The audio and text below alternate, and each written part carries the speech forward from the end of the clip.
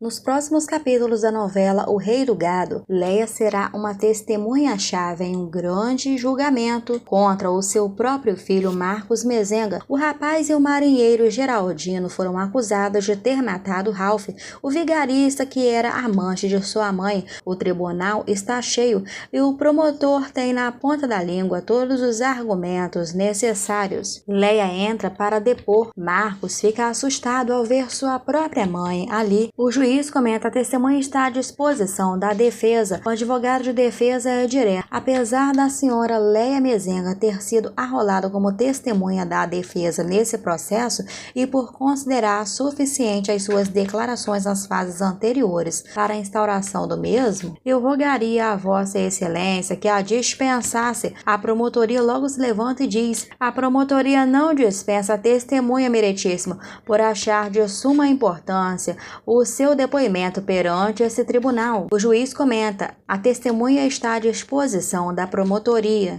já que a defesa não tem interesse em interrogá-la. O advogado comenta: tomara que ela tenha cabeça. Muito seguro de si, a acusação começa dizendo: meritíssimo, nós analisamos em profundidade todas as declarações prestadas anteriormente pela senhora Leia Mezenga, mãe de Marcos Mezenga, desde a fase das investigações preliminares desse crime, e entendemos que há pontos contraditórios na declaração da testemunha. E gostaríamos de esclarecer perante esse tribunal para que se faça justiça nesse julgamento. Bem seguro de si, o promotor começa: a promotoria quer deixar bem claro que entende os sentimentos de uma mãe, como no caso da testemunha Leia Mezenga, que possa levá-la a mentir para sair em defesa de seu filho. É até natural que seja assim, ainda que seu filho seja um criminoso. O advogado de defesa diz: protesto, excelência. O promotor fala como se o réu já tivesse sido condenado, como se a sua culpa já tivesse sido reconhecida pelo corpo em sentença. Um burburinho se instaura no julgamento. O juiz diz: protesto acolhido. Promotor, por favor, restrinja-se a testemunha sem maiores considerações. Pois não, excelência, essa promotoria pergunta à testemunha por quais razões ela não reconheceu o corpo do seu amante, já então seu marido, quando compareceu no Instituto Médico Legal. Com essa finalidade, Leia é direta: bom, eu estava muito nervosa, o rosto estava completamente deformado, não parecia ser o Ralph, eu não tive certeza, e eu também não aceitava a ideia que ele estivesse morto. O promotor continua: a segunda questão, excelência, por que e com que intenção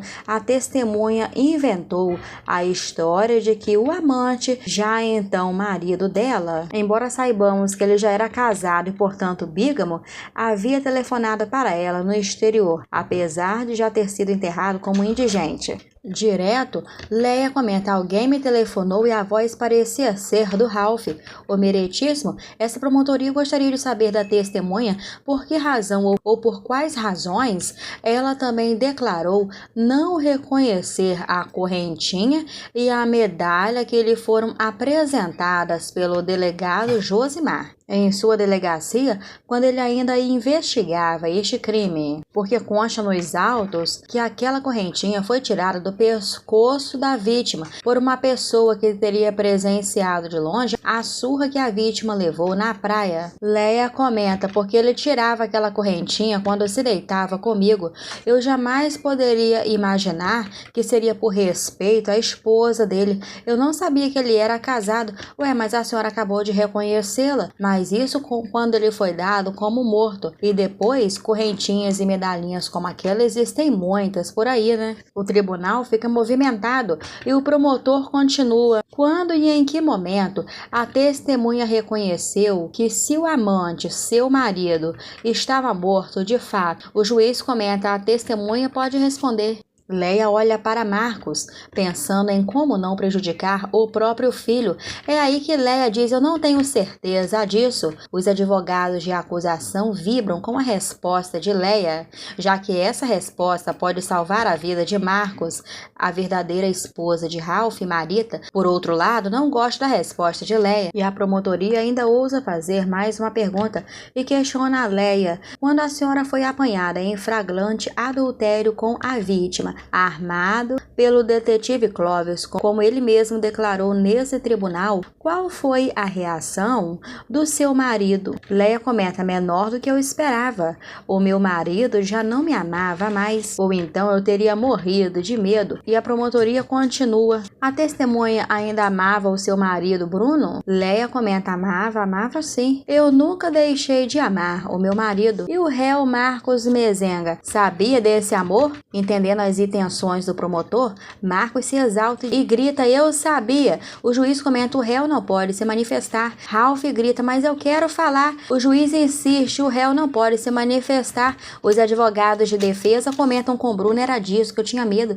Ele vai colocar tudo a perder. Bruno se preocupa e o promotor continua: eu gostaria de saber da testemunha, excelência. Primeiro, se ela também apanhava da vítima, como parece que todas as outras mulheres dele apanhavam, né? E segundo, se o filho dela tinha ciência disso. Leia comenta: não, eu sempre escondi isso do meu filho e do meu marido, mas por temer alguma reação mais drástica deles, excelência, questiona o promotor. Leia comenta: eu temi uma reação do meu marido. Mais uma vez, sem ser chamado, Marcos se manifesta dizendo: meu pai esteve no apartamento daquele maldito, deu porrada nele e ele nem reagiu. Bruno se preocupa: minha nossa senhora. Lia diz: o Marcos vai fazer besteira, pai. O juiz comenta: se o réu se manifestar novamente, eu vou colocar ele pra fora da sala. Bruno comenta: não faça isso, meu filho. Lia se preocupa: ai meu Deus. Marcos comenta: mas ele não prestava santidade, ele não prestava. O juiz questiona: santidade?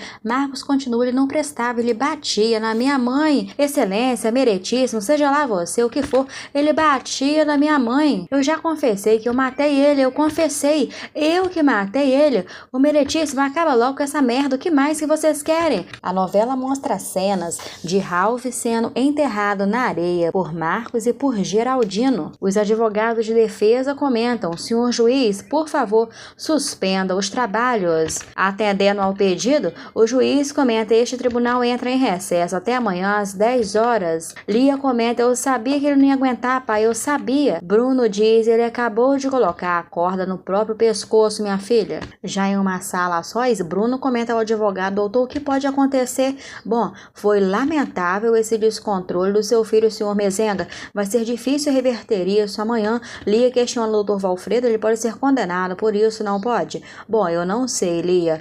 Sinceramente, eu não sei. Marcos entra na sala e diz: desculpe, eu perdi a cabeça, me desculpe. Bom, o promotor foi até condescendente demais com você, Marcos. Aquele cara vai continuar interrogando a minha mãe amanhã? Aquele cara é o promotor, Marcos. Bruno comenta: vê se você esfria essa cabeça. De que jeito, pai? É melhor você descansar, porque amanhã vai ser um dia mais difícil ainda. E agora, por favor, nos deixes, porque eu e o Dr. Mário precisamos conversar e muito sobre essa defesa. Já no dia seguinte, o promotor de acusação avisa: ficou claro de que o réu Marcos Mezenga e seu parceiro, o marinheiro Geraldino, enterraram a vítima na praia ao alcance do mar com o único propósito dele se afogar. Aliás, mais do que isso, eles agiram de forma cruel, posto que a vítima, no estado em que se encontrava, não tinha a menor condição de oferecer qualquer tipo de reação, pois estava indefesa. E o promotor continua: ficou evidente também, senhores jurados, por tudo que ouvimos neste tribunal, que o réu não assassinou a vítima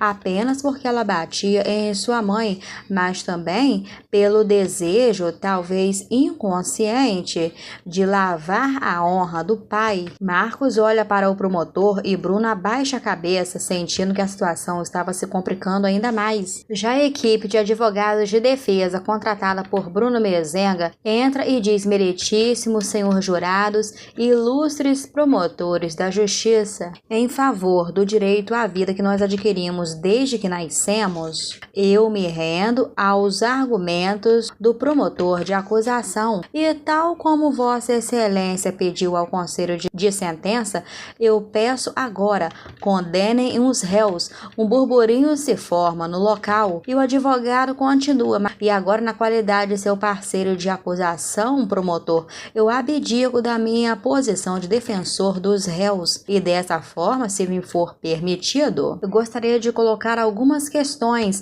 para melhor encaminhar o raciocínio dos jurados para que essa condenação seja justa e não possa merecer reparos. Bruno começa a se preocupar e o advogado diz: é lógico que me abdicar da defensoria dos réus foi só uma forma de dizer meritíssimo. O juiz comenta: continue, por favor. A defesa insiste em pedir a condenação dos réus, nobre promotor, assim como fez a acusação. Mas quero levantar algumas questões. Bruno comenta: esse advogado ficou maluco. Lia diz: ele está pedindo a condenação do Marcos, pai. E o advogado de defesa diz aos jurados: vocês devem se perguntar em que circunstância aconteceu a morte da vítima naquela praia.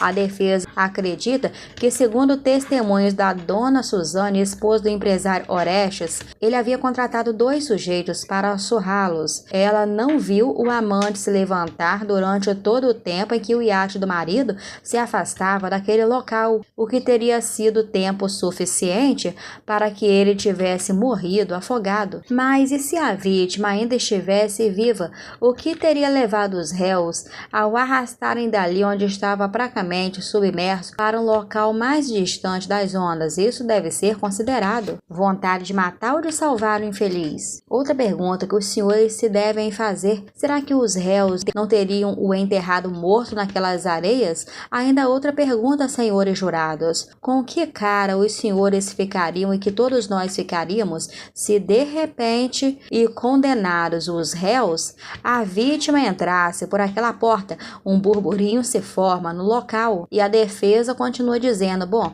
na incerteza não condenem. Esse é o beabá da justiça. Um tempo depois, o juiz lê a sentença e comenta: de acordo com a resposta dos senhores jurados, eles entenderam que no dia 14 de março desse ano de 1996, os acusados enterraram a vítima na Praia do Encantado. Ao responder o segundo quesito, indagando se a conduta dos acusados provocou realmente a morte da vítima, os jurados responderam não, estando, pois, os acusados absolvidos do crime de homicídio. Bruno, Lia, Leia e Marcos comemoram. E o juiz continua: por terem os senhores jurados respondido sim ao terceiro quesito, condeno-os a pena de 1 ano de detenção pela prática do crime de vilipêncio a cadáver, previsto no artigo 212 do Código Penal. E os acusados, por serem réus primários e de bons antecedentes, têm direito à suspensão condicional da pena, cumprindo-a em liberdade sobre as condições da lei. E este tribunal encerra os seus trabalhos. Muita gente comemora porque Marcos finalmente se vê livre de todas as acusações. Detetive Clóvis comenta: esse advogado é um sacana mesmo, viu? Dessa forma, Marcos Mezenga é absolvido de qualquer acusação e a partir de agora, com uma nova oportunidade, ele assume as fazendas de Bruno Mezenga e se torna o novo rei do gado. E assim termina a história de Marcos Mezenga na novela. Para continuar recebendo mais resumos de O Rei do Gado sempre em primeira mão, deixa um like aí nesse vídeo, se inscreva no canal e ative o sininho. Eu tenho mais uma novidade para te contar. Para isso tem um vídeo aparecendo aí na sua tela. Clique para você poder assistir, tá bom? Fui!